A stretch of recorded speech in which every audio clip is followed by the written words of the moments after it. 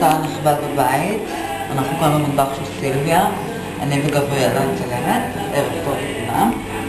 אנחנו מכינות לנו קינוח ביום השבת הסגרירי הזה שבילינו לנו פה.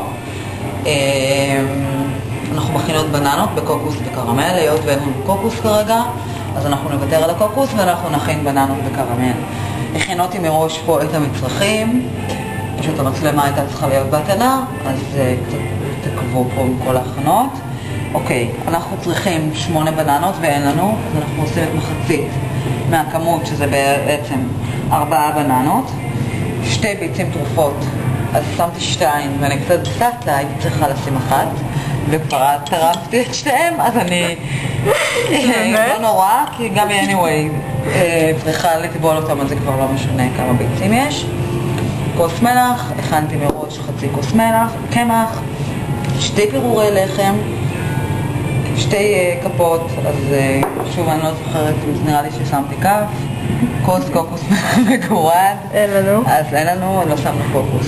ולקרמל שאני אולי נשים תמצית וניל. מה את אומרת? לא צריך להגביע יותר. צריך כוס סוכר, אז יש לנו פה חצי כוס, מגניב, נכון? של סילביה. זה מין כוסית, שהיא בעצם חצי כוסית, שזה בעצם כמו חצי כוס. אז נמילינו אותה עד הסוף, יפה עברנו את כיתה י' לפחות. בחצי כוס מים, הנה פה בג'ארה הזאת, יש לנו פה קצת מים. פחית חלב קוקוס, סילביה תביא שהיא תחזור איתם, היום כיף שהיא עשתה עם חברות, אולי נחזיר את זה אחר כך לרוטב, אבל לא בטוח כרגע, תלוי ברעב. וכמובן 20 גרם חמאה, או בכל זה, אני לא יודעת כמה יש, אנחנו נחתוך חנפי העין.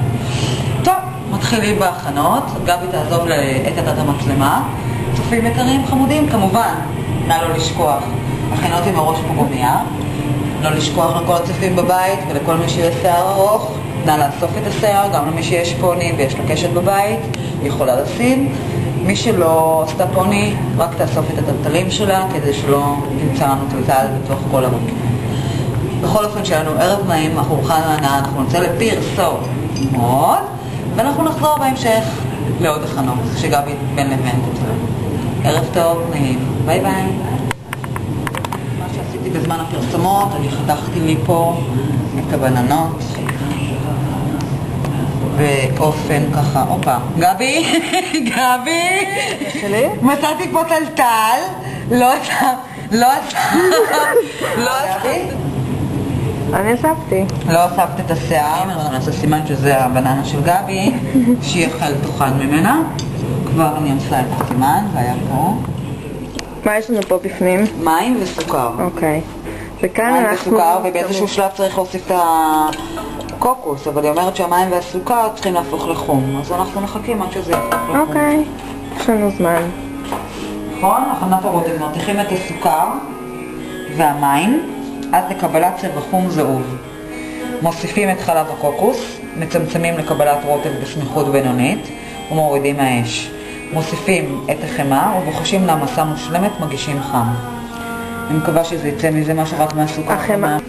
כמו שאמרתי קודם, אז זה את החמאה. את הבננות, אנחנו מקמחים את הבננות. קודם הפחתים אותם בביצה. בביצה ואחרי זה בקמח. מקמחים את חצאי הבננות, טובלים בביצה, מצפים בקוקוס, ואז אחרי הביצה פירורי לחם, ואז מתגנים. אוקיי. עכשיו מה שיש לנו כאן, זה בעצם קמח, מקמחים את הביצה, יש לנו פה ביצה ופירורי לחם.